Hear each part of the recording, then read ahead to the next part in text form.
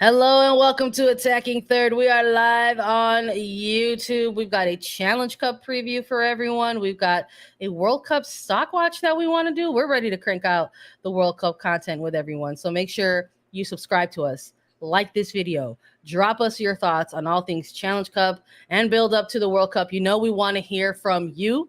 Let's go. Hey everyone, and welcome into Attacking Third, a CBS Sports Soccer podcast. I'm Sandra Herrera, lead NWSL writer for CBS Sports, joined today, as always, by my colleague and co-host, Lisa Roman, broadcaster and analyst for CBS Sports. On today's show, we're chatting a little bit of news and notes. We're going to touch on some things we didn't get the opportunity to touch on. We're also going to do a preview of the Challenge Cup, and we've got a World Cup stock watch that we want to go through that we're really excited about because there's nothing better than talking about trends.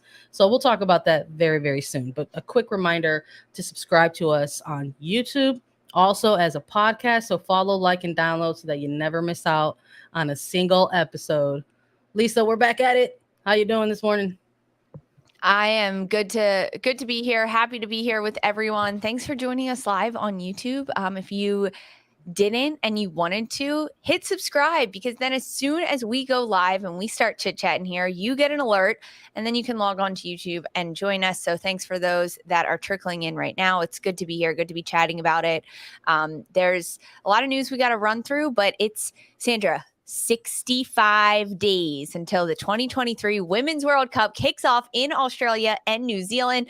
We are starting the immense buildup here at Attacking Third because there is so much to talk about. There's so many previews to go through and nations and teams, and we're going to get rosters in a couple weeks. It is such an exciting time in women's football, and it starts today at Attacking Third. 65 days until the World Cup. We're ready to talk about it. And of course, a little bit of Challenge Cup action thrown in there as well. We're counting it down. We're ever so close. We're cutting it real close, honestly, if we're looking at the bigger picture of things for the World Cup. So I can't wait to go through that. We're gonna save that for towards the latter end of the episode. So make sure you stick around with us to do the stock watch. But let's touch on some news to sort of kick things off here on the episode. We wanted to talk about some things globally. We didn't get the opportunity to react to them or touch on them. And this is a good time for us to sort of not only play catch up, but get each other's thoughts on these bits of news and get the chat and the thoughts and the on YouTube here. So let's start with Barcelona, because talk about like an up and down kind of pendulum swing here. There was a bit of news where Barcelona's epic 62 game winning streak in La Liga ended by Sevilla. So it was a big thing because that's an incredible streak. 62 games.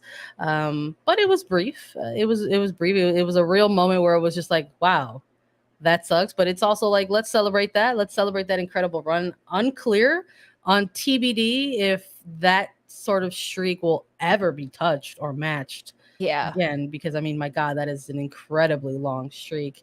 But no time for tears, because they had to go and win the league, and they went ahead and they done that just shortly after that quick little that little hurdle. But I mean, you know what it means, I think, if you're the opposition as well. I think in that sense, you're also sort of etched in Spanish soccer history, where you could sort of say, hey, maybe we're not contenders for the league title right now, but what we did do this season? We ended Barcelona's winning streak. Yeah, I mean, and when you look at how it happened, right? Sevilla is second half of the table, right? Yeah. in this league.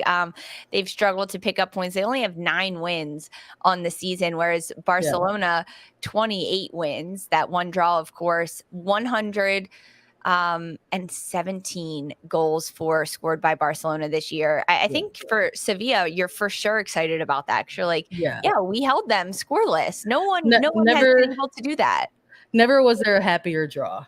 Yeah, seriously. But Barcelona does go on to win it anyway. And then they ended up having their giant parade in the streets of Barcelona. Pretty fantastic to see. We've got pictures. If you're joining us live on YouTube. I mean, what a party. How fun is this? I mean, who wouldn't want to be there? Look at all the players having a good time.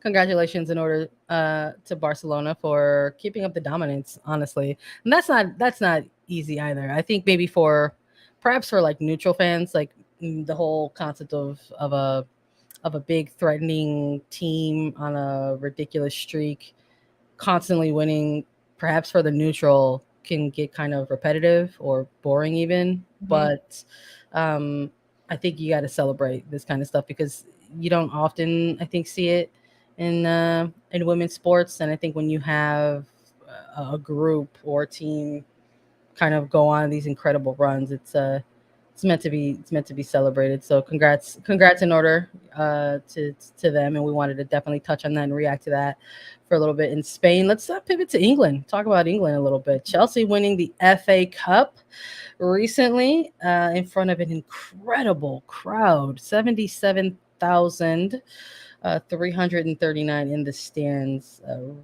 What a scene! World record crowd for a women's domestic match. Emma Hayes dedicating the FA Cup victory to the fans. Sam Kerr with the backflip. A lot of good. Again, we're talking about scenes. Really good stuff here for Chelsea. Yeah, this is like truly incredible to watch how this kind of all played out for this team and for everything. I mean, I want to talk a little bit about Sandra just for a second, the crowd, because Yeah, a world record 77,390 fans in attendance for this final match. Um, it Chelsea, Man United, of course, it was a good game. Of course, there was a lot there to go into it, but don't say that no one watches women's sports. And I mean, we're preaching to the choir on this show because you're obviously yeah. here because you're into women's football.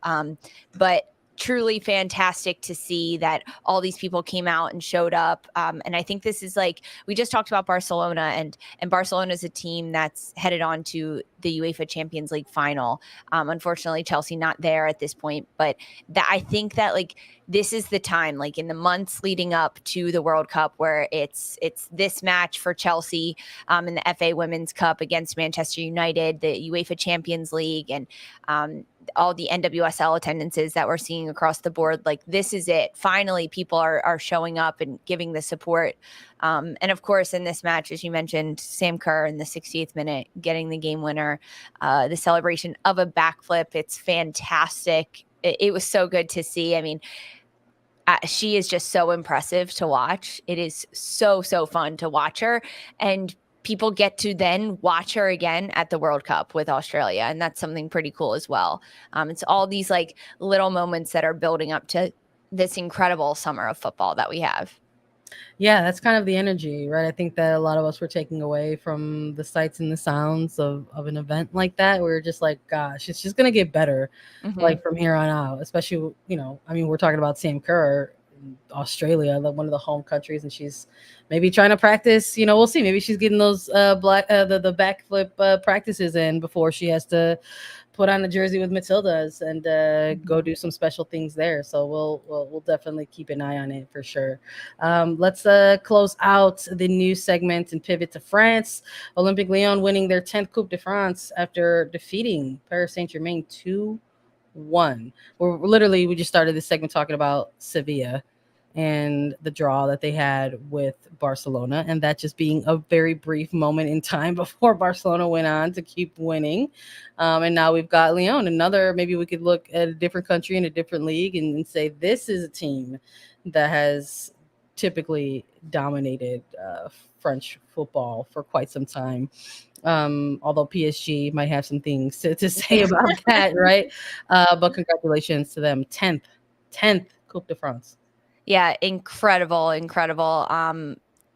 really good stuff from these players. A brace from Ada Hedberg for OL to get the win over PSG in this one. So Lindsay Horan, of course, a U.S. international midfielder playing on Lyon and lifting that trophy as well. This is like such a fun time of soccer because like everyone's lifting these trophies. It's the time for celebrations. We saw the parade from Barca, and now Lyon gets to join in the celebrations. Really tremendous to see kind of all these things coming together. Really big win for Lyon. I know PSG fans not too a little bitter a little bitter in their mouth after that one. Listen, there's still a couple games left in the league, Yeah. so maybe they'll have their say, on that final stamp. They'll need some help. They'll not only will they need to win, because right now it's of course OL at 1 and PSG at 2, 3 points separating these two teams in the standings. So PSG will not only need to get the job done on their end and win some games, but Lyon will have to maybe drop some points along the way. So we'll see what happens there. Maybe we'll have a different news and notes segment, and we'll be talking about PSG winning another title of their own.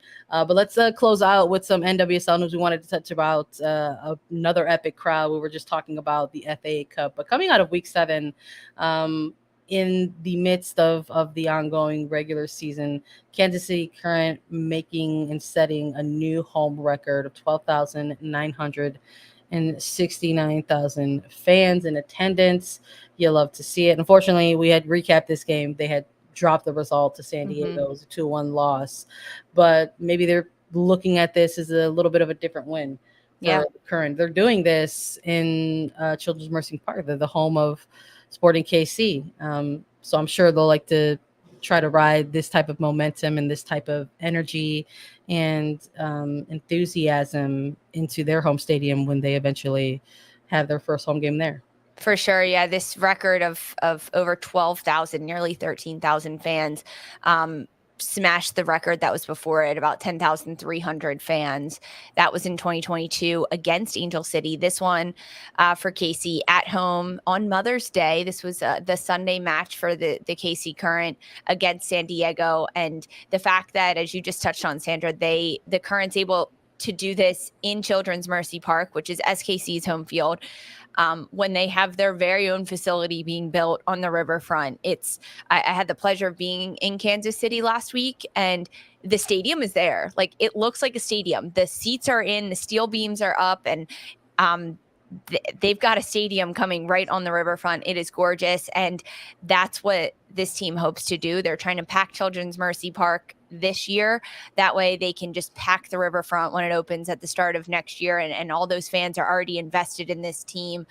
So if you haven't been yet to a home NWSL game, no matter where you are in the country, get out there. There's plenty of opportunities. We got regular season, Challenge Cup action, midweek action, Friday, Saturday, Sunday, whatever you want. There's a game for you out there. So go buy tickets and be there, because that's how you support the team, and that's how you support the future of this league and the continued growth of it.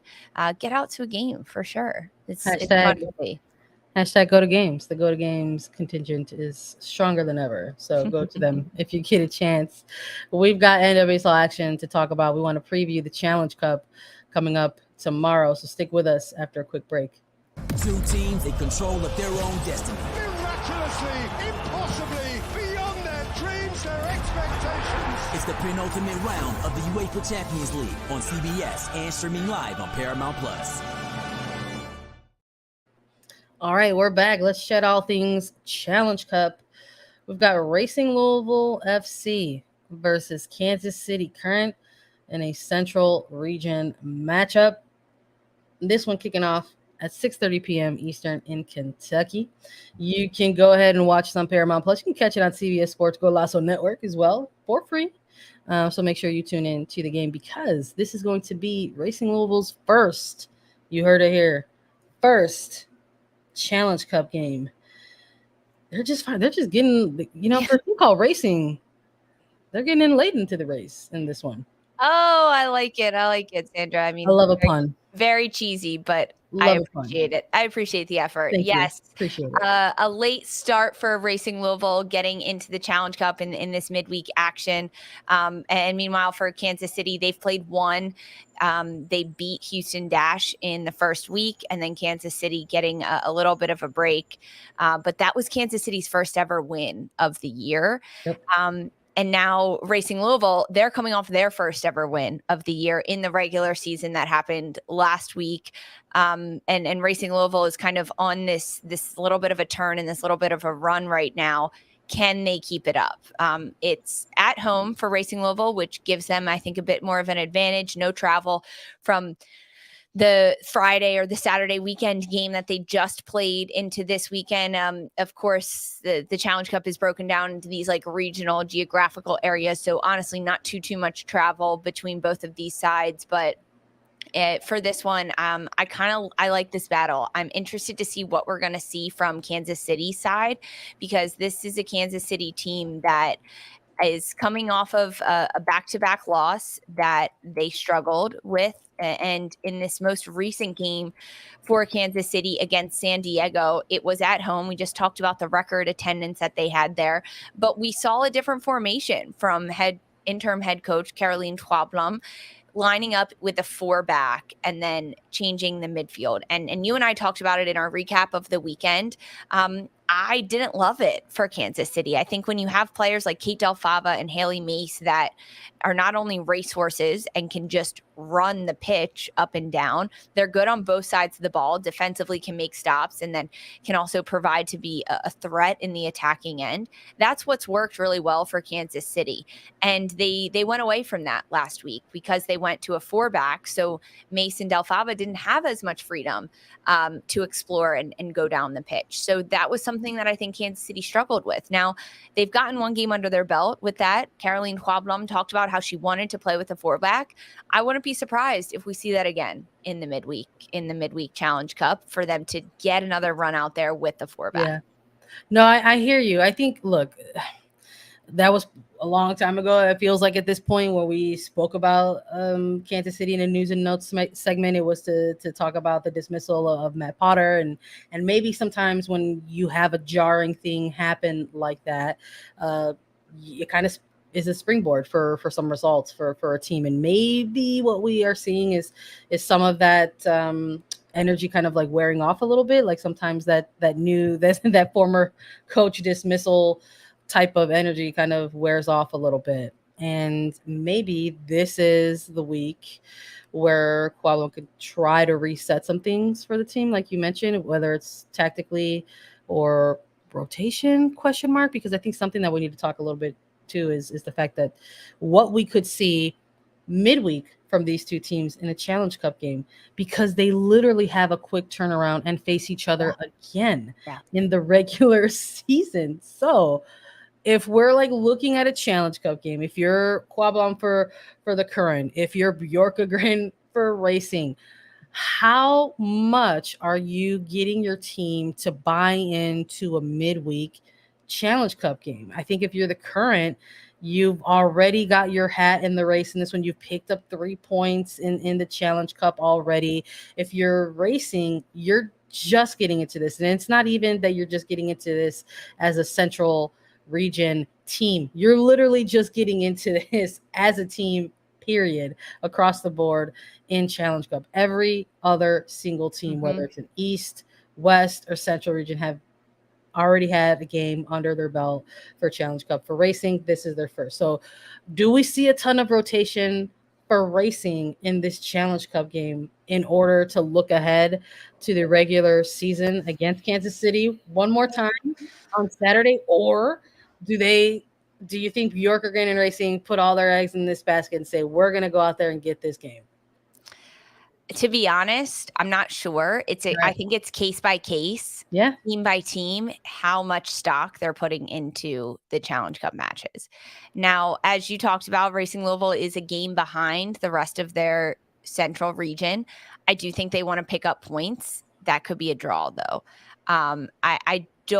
This is so tough, right? Because you have this Challenge Cup game and then you have to go play them in regular season. And I think both of these teams are going to have a little bit more interest in winning the regular season at this point. Now, can you use this first game as like a trial run? No, I don't think we're going to see that. I think we're going to see different lineups, perhaps different stylistic things. Yeah. It's not going to be, if you watch Wednesday night's Challenge Cup game between Louisville and Kansas City, and then the weekend's regular season game between Louisville and Kansas City, they're going to be different matches. Yeah.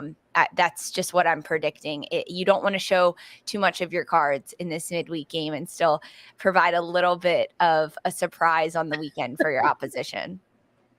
I feel you. Okay. Well, let me ask you this then. When we're looking at these two teams, who do you think has the deeper bench? We've been seeing a Louisville. we've been seeing the Louisville. lengthy injury reports for current. I don't anticipate that's Sorry that took me a whole 10 seconds to No, answer. it's I was like thinking, I was like, wait, all of a sudden, you know what? no. You know why it takes you a whole 10 seconds? Because you're like, I know the current is that have had a lengthy injury report, but it's like, what's going to happen week in and week out? Are they finally going to get some of their players back? Are we finally going to see Hamilton in a game like this? She was available last week, right? She was available off the bench, I believe, for Kansas City, but we never got to see her in the game. For the first time, Hamilton was available as a substitute in the regular season last week. Yeah. Frankly, if you're working a player back into the mix, do you give her minutes in Challenge Cup or do you just let her rest? I mean, if we see Hamilton 10 minutes at the end of this game, like, I'm not expecting much. Yeah, I'm very curious about what the concept of like player rotation is for Quablon versus Bjorkegren in a game like this, knowing they have another one against each other in the weekend that counts for the regular season. So, all right, let's lay it out, cards on the table. Let's make a pick. Let's make a prediction. Do you have a winner, a loser, or are you going to lean into the draw in this one?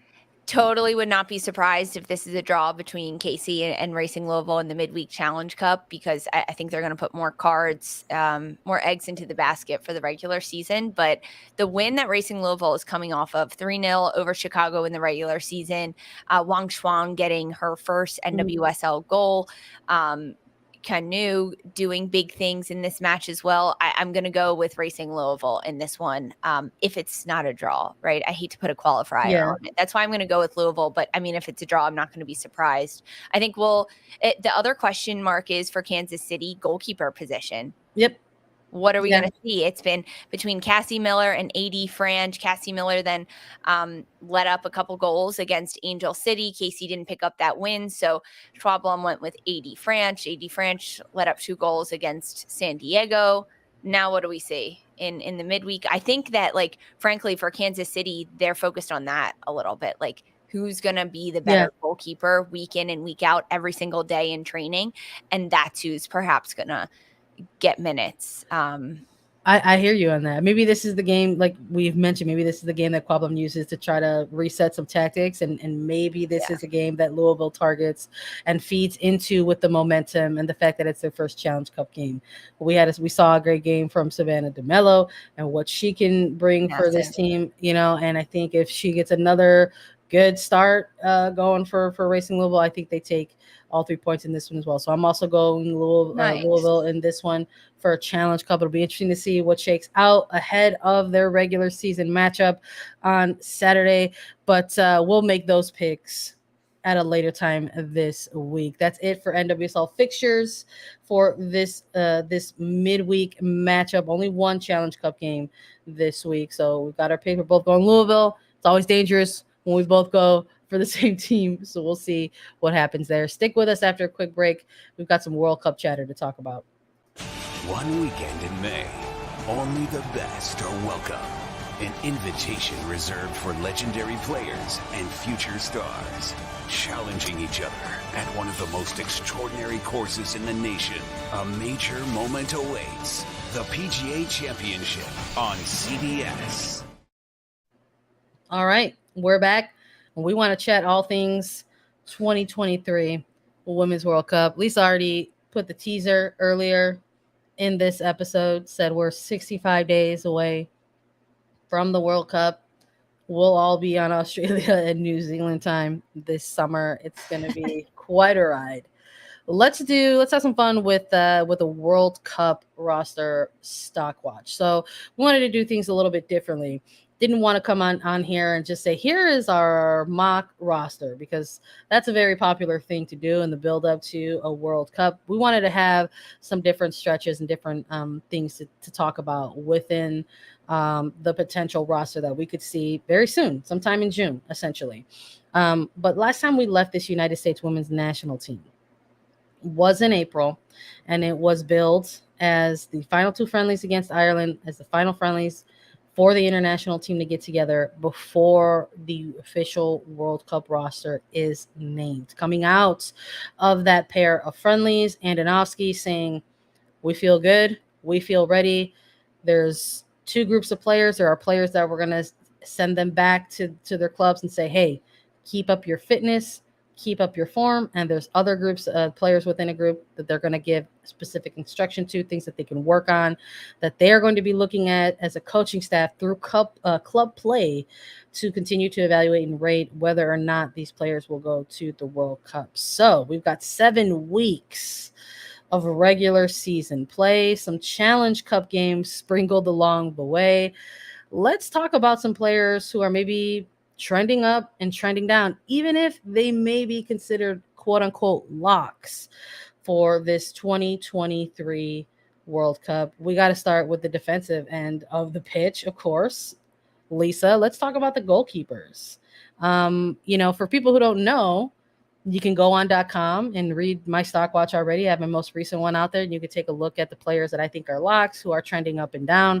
But let's talk a little bit about who's hot for the goalkeepers. So I think you and I are probably in agreement that there's 3 goalkeepers who will probably go to the World Cup. We've seen them throughout camps for an extended period of time over the course of, let's just say, the better part of the last year.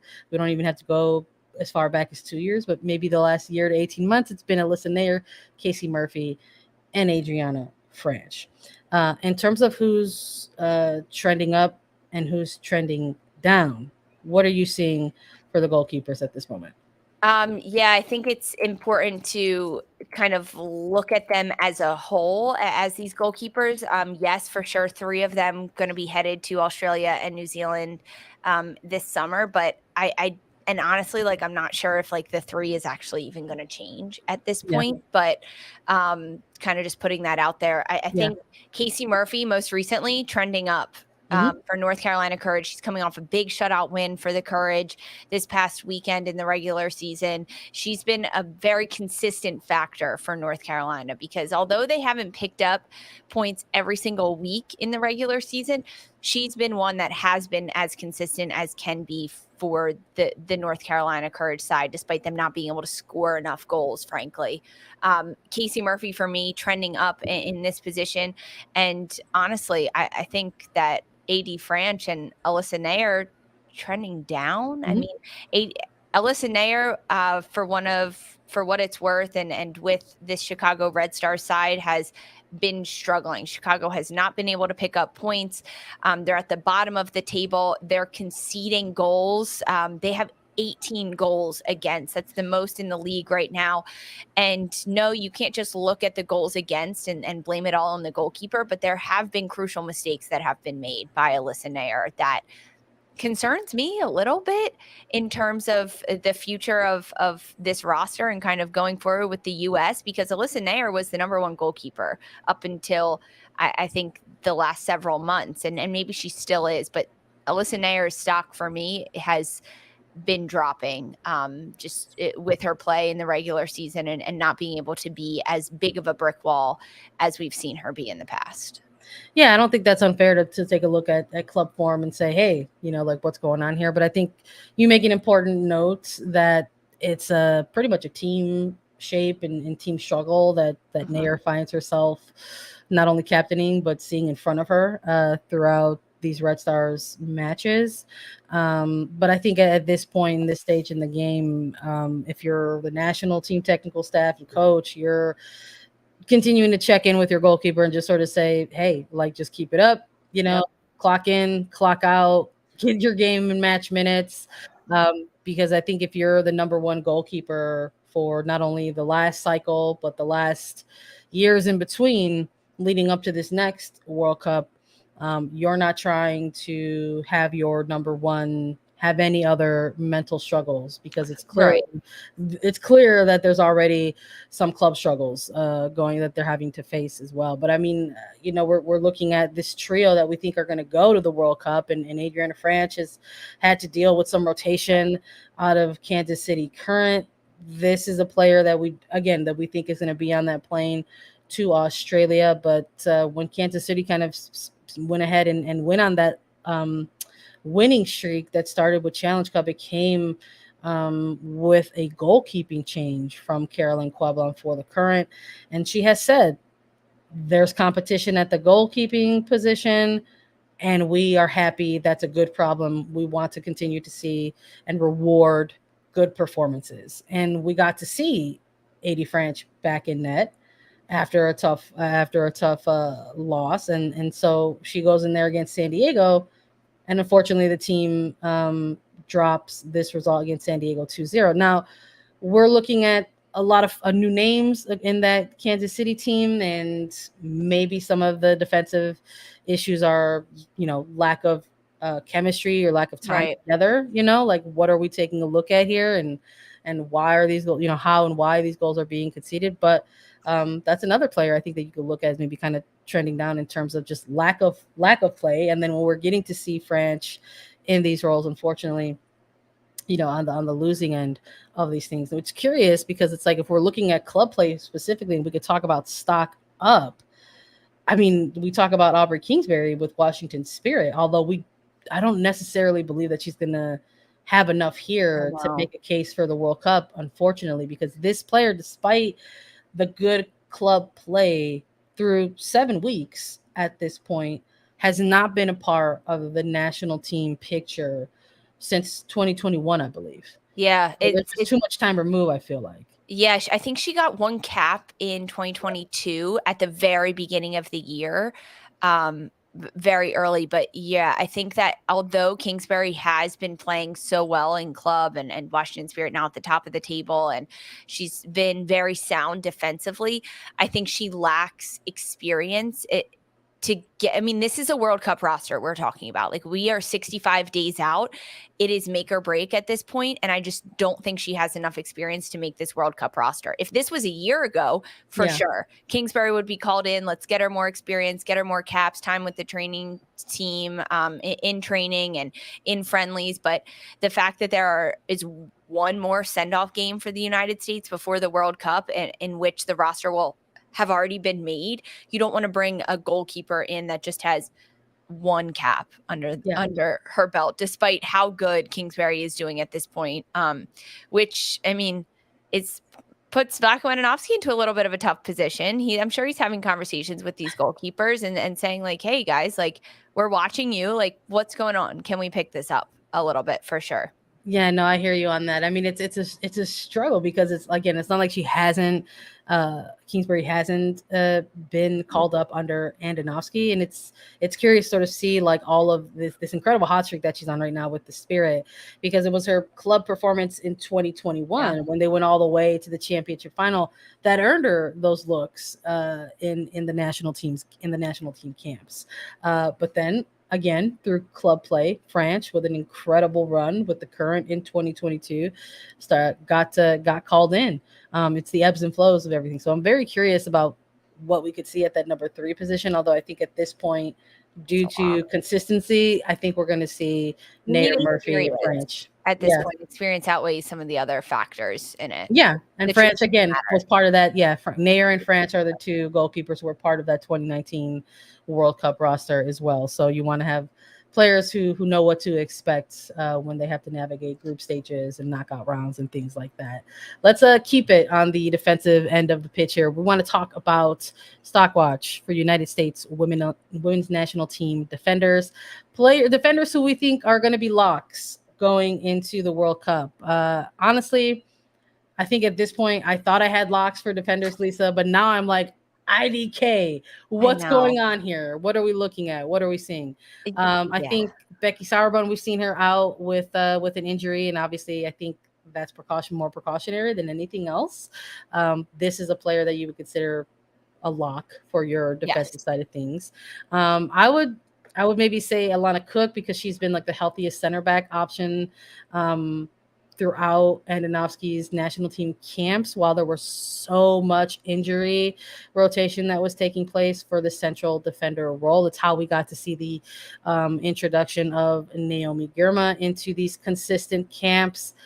Maybe she's a lock as well. I hate to even say it like this because she is performing phenomenally with club at midfield in Portland.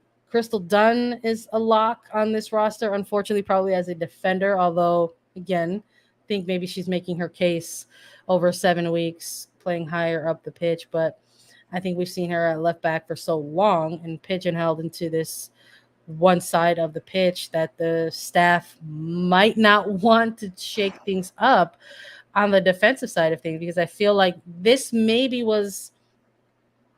this was a core of players, Lisa, where we thought there were like, it was easy to pick some locks.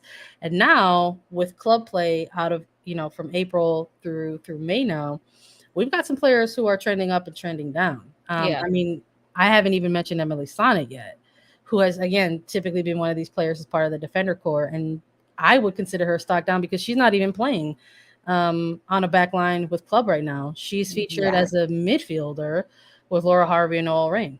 I agree. I think it's if you're Vlatko Andonovski and you're looking to assess your defenders, and one of those being Emily Sonnet, who I don't think is a lock on this roster by any means, and she's not even playing in the position you want her to play in. Well, from what we know, in the back line with OL Rain and Laura Harvey, it's a bit of a question mark. But in terms of some of your other locks that you threw out there, yes, Alana Cook. I think that there's just been a lot of investment into her as a player, and that you can lean on her in these situations. Crystal Dunn, Becky Sauerbrunn. To me, Naomi Girma is a lock, despite maybe not as strong of performances with San Diego as we've seen in the past, but I still think she's an incredible defender. Even though San Diego has gone through some ups and downs, you have to look at the individual skill of a player, and perhaps this adversity that Girma is going through right now with San Diego, finally getting back on the winning side of things just this past weekend will help a player like that. To me, Naomi Girma and Becky Sauerbrunn are like the locks for center back start at the World Cup. I also think Emily Fox is a lock. Doing well. Is stock up at this point.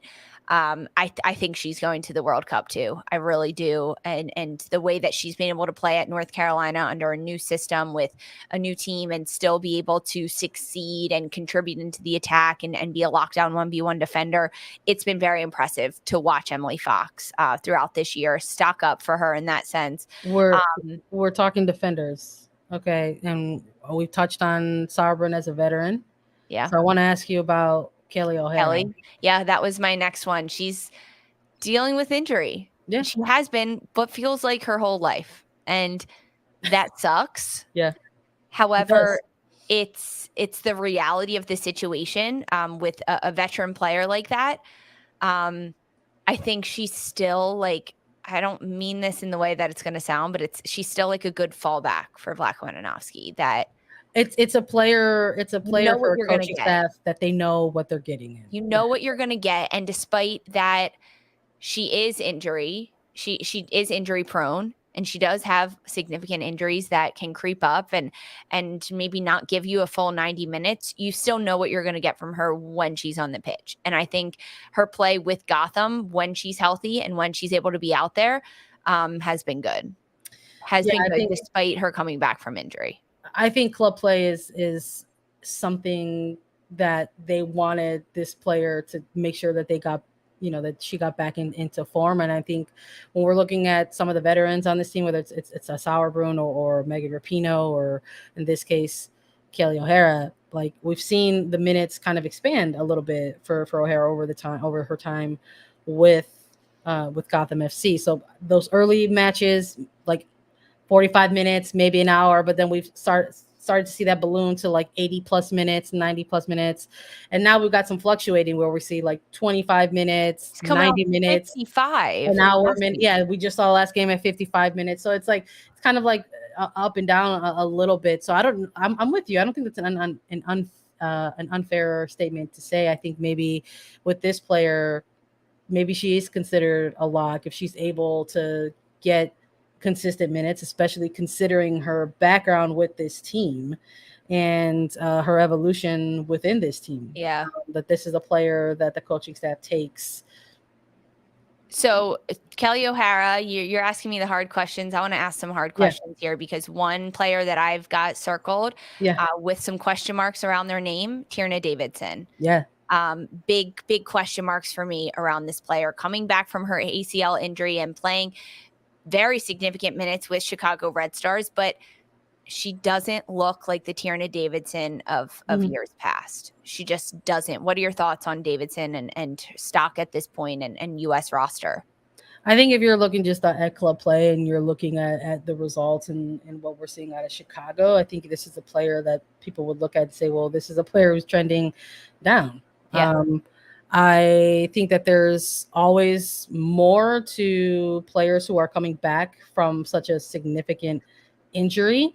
I think with Tierna Davidson being gone and out and unavailable for as long as she was in her return to play from an ACL injury, that's not a little insignificant injury, right? That's often a lengthy injury. We're talking 9 months minimum, and that's not if you've got setbacks or otherwise.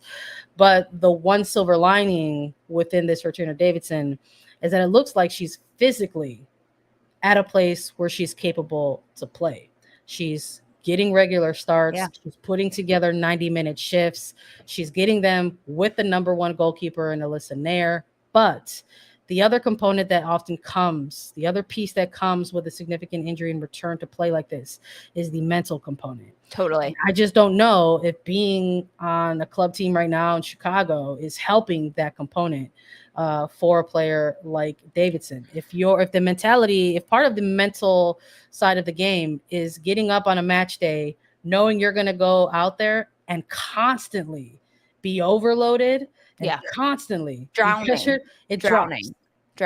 Literally. So I think the mental side of it drops a little bit. So, which is, I mean, I also think her performance has been questionable at times, right? I don't think it's her fitness, and I don't think it's honestly, it's more just when you're coming back from such a long, devastating injury, your brain is up to speed, you're ready to go, you know what your body wants to do, but sometimes your body just can't do it, whether it's her slow or quick twitch muscles that are giving her that acceleration and that explosive speed, or her ability to cut as quickly and as smoothly and as efficiently as she was doing a year ago, or 2 years ago, rather. It's not there at that point. And we see that. I think we see that sometimes with players who are coming back from an ACL. There's different phases and different components and coming back from an injury like that. One part of it is the physical side of that, which we both agree that's not the issue. She's getting started. She can physically play 90 minutes. And one of those phases and components is the mental side of things. And maybe those two things just aren't connecting right now, which is unfortunate because we've seen Tierna Davidson on for club or for national team, and who she is and what she can bring to the pitch. It's also unfortunate that her return, really didn't come into play until that final international match in that camp against Ireland, where she kind of saw limited minutes there as well. So there just wasn't enough time to really get her into a actual competitive match, even though she had spent some time in national team camp. So we'll definitely see what happens there. I think we're talking 65 days at this point from the World Cup. There's still some games to play, but I think when you're looking at this the defender side of things, maybe you've got a starter for every single slot in the back, and then really what's up for grabs is perhaps those depth roles, and that's where you have those conversations about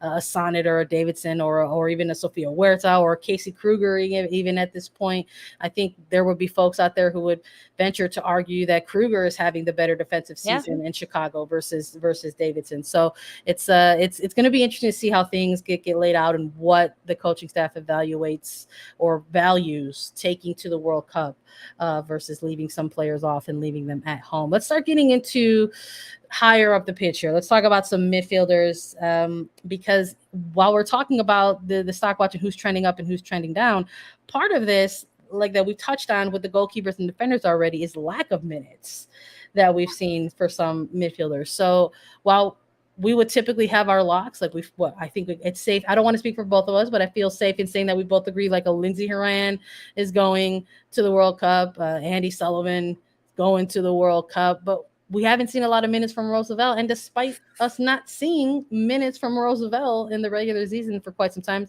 I still think she's a lock to go. I really do. I really, really do. I do as well. I think Rose Lavelle is a lock for the World Cup. Honestly, the way that it's going, the last time we saw her play was actually with the US, right? Yeah. And then it was announced that she wasn't going to play in the second game against Ireland, right? Ireland? Okay, so she played in the first game, and then we were like, okay, she's not going to play in the second. It's a very small injury. We're just precautionary. She's not going to play. And then since being back with OL Reign, we have not seen Rose Lavelle get time and minutes. And there's also been no word about what's happening. Is it what's happening? How injured is she? What actually does that mean? Is she training? But for me, I think it's all precautionary. I don't think it's anything that dire. It's more like, Rose, you're plane ticket's been booked for a while now. Let's just keep you in a bubble. It's so true. That way you don't get yourself hurt. Frankly, that's what it is, which that's how it goes sometimes when you have players that are as influential and as important as someone like a Rose Lavelle that's going to the World Cup.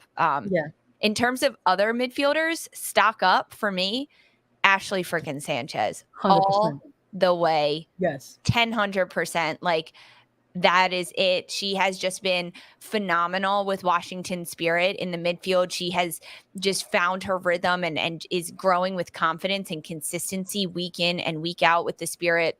She's shooting with both feet. She's getting open looks. She's scoring goals. She's making heads up plays. She's defensively putting in a lot of good work off the ball as well. Really, really tremendous to see Ashley Sanchez. It's maybe some of these bubble players that are bubble players in their mind are making more and more of an effort during this regular season. I think Sanchez is one that thought, I'm not a lock for the World Cup. And not only do I want to be a lock, I want to be a starter. I want to force him to put me on the bench and say, we need as many minutes from Sanchez as possible. And that's what she's giving right now. Huge stock up for Ashley Sanchez. Absolutely. I'm with you. I had her on my stock watch for .com recently after 6 weeks of play. I featured her on our NWSL Star Player Index. You can go check that out on .com as well. Players who are generating buzz throughout the league, and Ashley Sanchez is absolutely one of them. Totally. I think it's very helpful. Yes, of course, it's helpful that she's playing alongside some other great attacking players, but she's 100% a player, I think, who was tasked with a certain level of things as they return back to club, and she's 100% delivering on those. I mean, in terms of other players who are doing well with club and continuing to maybe really kind of sign their name on that roster sheet, is probably Christy Mewis. I would have considered her a lock. I would have considered her a lock even before Gotham's really good start here, but as they continue to grow over the course of the regular season, I think she has just shown through club play once again what she can provide for this team in the midfield in case they need to call on her number. I mean, Julie Ertz back with Angel City. Yeah. She's getting more games under her belt and looking like a player who's building into. Is she a lock? Is Julie Ertz a lock? Yeah, absolutely. Julie Ertz is a lock. I don't think they have Julie Ertz in that final April camp, and I don't think Julie Ertz signs with the club team if there's not a real shot at making a World Cup roster. Now, with Julie Ertz, I agree. Put that out there. I agree. I think she is a lock. But is it at all concerning that there were 2 back-to-back matches, one Challenge Cup, one regular season, where she had excused absences with Angel City? She did not play. Now she's back. She played this past weekend with Angel City. But is that at all a concern about priorities or things like that? I know there was some questions out there on the inner space. Concerning to the coaching staffs, probably not. Eyebrow raising to fans, yeah, I'm sure. With all of the emphasis that's placed on club play and the ongoing conversation around, need for minutes and need for games. I think the assumption that people will operate off of that is, hey, here are the games, go play them. Perception is reality for a lot of people. And when there's a player who's made their return under all of those previous circumstances that were just talked about, to have a couple excused absences, I think some folks are kind of like, well, what's the deal here? But I think is it a concern for the coaching staffs on either club or country? Absolutely not. They're probably like, you know what, that makes sense. You had this on your radar before you even signed this contract. Yeah. here's your excused absence. Totally. It's all good. So those are things, I think that one of them was tied to their nonprofit organization, the Earth Foundation. And those are things that are scheduled far in advance. Yes. And, I think we both agree that Ertz is a lock for this roster. Yep. And let's say there were a dozen games available for Angel City leading up to the World Cup. And let's just say if Julie Ertz even plays 6 to 8 of those, that is enough. Yeah, for the coaching staff. I agree with you on that one, Ertz, as well. Jumping back, I know you mentioned Kristie Mewis with Gotham. This is a player that I was not too high on at the start of the season. Just like with what she's been able to do and kind of getting back into the roster, it was always kind of a little bit anticlimactic watching a Kristie Mewis play for me. Now seeing her with Gotham, and we'll get to the forward crew, but the play that Kristie Mewis has been able to do in the midfield, specifically linking up with the forwards on Gotham, Lynn Williams specifically, has been tremendous. It's been really fun to watch Kristie Mewis, who struggled last year with Gotham in the midfield due to a number of different things, formation, tactics, the team overall. And this year has really decided to turn things around the way that Kristie Mewis can, right? Doing everything she can in her power to turn it around. Stock up for me on Kristie Mewis at this point. Yeah, absolutely. I think players, again, we're talking about lack of minutes. I think that's kind of a common thread here for players whose stock might be down. I think we're obviously looking at Taylor Korniak, who has not been able to get a lot of games in with San Diego Wave. I believe it's due to an abdomen issue at this point that we're seeing. And Katerina Macario, another player trying to make her return back from a lengthy ACL injury. I think when she first suffered this injury, there was a lot of optimism in terms of her early recovery.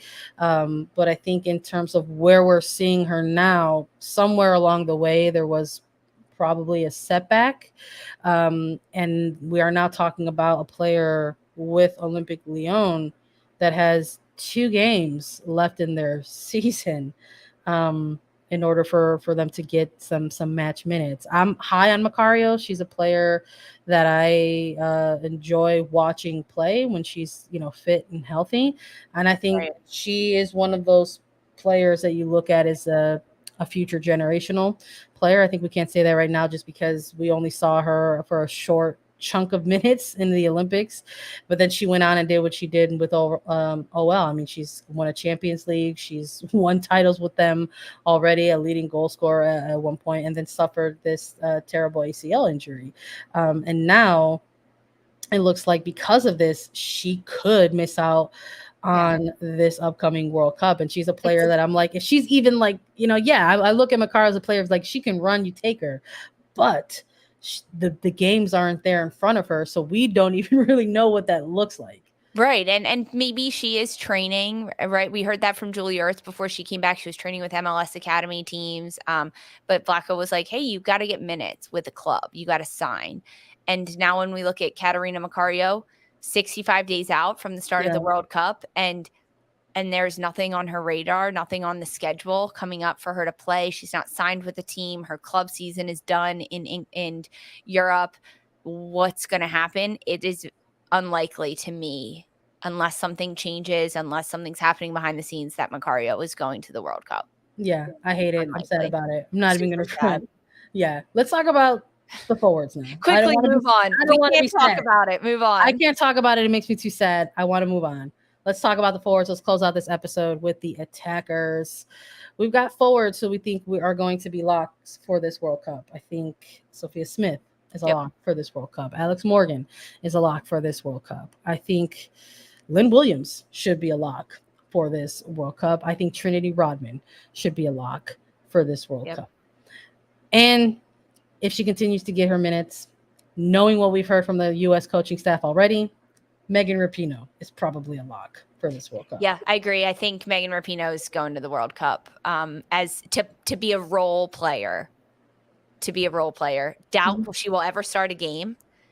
Doubt she will get more than 45 minutes. I don't know, kind of going out on a limb here, but she will be a role player, come in at the end of games, be a training player, be a training room player, be a locker room player, a bench player. and understand her role in this World Cup is exactly that. And to have her kind of turn the page on that and understand her role and be able to live it truly is going to help this team 100%. Yeah. So I think if everyone's on the same page there, it's a lock for Rapinoe to be there. As you mentioned, Smith, Williams, Rodman, a couple other players. And those are two players trending up, Williams and Rodman. So Rodman, incredibly high trend right now for me. Stock up for Rodman. The work that she is doing off the ball has been tremendous. Her defensive work, the mileage that she puts in off the ball, her ability to score goals and play in those wide areas, cut inside. She's playing with the maturity of a 7 or 8 year veteran in this league, and she's only 20 years old. So fun to watch Rodman. Lynn Williams also stock incredibly high. Watching her create something out of nothing with Gotham FC. She has just been tremendous for this team. She's got 6 goals for Gotham in the first 9 games across all competitions. And she started the year with the United States getting a goal after that long 10-month absence. And her off the ball work is impressive. Imagine like a U.S. team with Lynn Williams and Trinity Rodman off ball press. I'm smiling. Press. Like, people who aren't watching us live, I'm just smiling ear to ear. Tremendous. Someone else that I think that has been on the bubble of this roster. However, I believe that her stock is rising. Ashley Hatch. Yeah. This is a forward that has been in and out of the U.S. roster and called up. Most recently was called up for the most recent April friendlies. And it was almost like she wasn't getting enough time. Is she going to get enough minutes? What's going to be the role for Hatch? And her performance with Washington Spirit has been tremendous, whether it's scoring in the run of play, her vision on the ball, her penalty kick goals. She's proved that she's doing something right. And perhaps what the coaching staff has asked of her with Washington Spirit, trending very, very high for me. Stock is up for Ashley Hatch. No, I hear you on that. Look, it's hard to ignore what many of the Spirit attackers are doing right now for club. I think Hatch and her inclusion on national team rosters has really been predicated on what she can provide as a secondary central forward. And I think that's been the struggle that we've seen sometime over the course of these national team camps. Can she turn it on when you're coming off of the bench? When you don't have a 90-minute game in front of you to build over, are you able to get in there and make an impact in 20 minutes? And maybe there were some question marks there coming out of that final April window, but there is no questions about what she's doing for club. She's performing well alongside her other national team teammates. And perhaps that will be a factor that coaching staffs look at as well. Who has the chemistry with each other, which players are familiar with each other and the movement on the pitch, et cetera, et cetera. I think we also have to include Alyssa Thompson in this conversation. Totally. This was the player that was brought in light of Mallory Swanson's patella tendon injury. We didn't have Mal listed as a lock for this one because of the lengthy amount of time that type of surgery and recovery requires. But they already had a protocol in place. They had Alyssa Thompson on the plane ready to come on in to this national team camp against Ireland. And she's making an early case, not only for the plane to Australia, but really for Rookie of the Year in NWSL play with Angel City. She's got 4 goals already across all competitions. Absolutely just a menace on the pitch when it comes to getting on the ball and directly attacking back lines. Yeah. I would say the stock is up for this player. I just don't know who gets left off if they decide there's enough here to bring a very young player to the World Cup. I mean, I think she's making a case for herself. She's already got called up. She's already got capped. She's already got a goal, right? Like, I think that she's on the plane. At this point, Alyssa Thompson's on the plane because her stock. If we're making the roster, Alyssa Thompson's on the plane. But just because her stock is so high right now, and frankly, there's some stock down of other players that have been called in. I think you look at one Midge Purse, forward for Gotham. Yeah, no minutes right now. In and out of the US roster call-ups, was in for a while and then out and then back in at the end of things. And she's been dealing with a hip injury and has not gotten minutes for Gotham. And just lack of minutes and injury-wise, stock down for Purse. Unfortunately, I just don't think that with 65 days left, she would have to push someone out of that position. Injuries sucked, man. Like, because I think we saw really early on too, like these glimpses of really good connectivity between Williams and Purse as well. And we're thinking like, wow, like what are we about to start seeing here between Mewis and Williams and Purse? And unfortunately, we've got a few weeks now with Purse unavailable for Gotham FC games with a hip injury. So we'll see. And still no Kristen Press getting minutes, training, anything with it, with that, just kind of putting that out there. I know people in our chat asking about Press and what's happening there.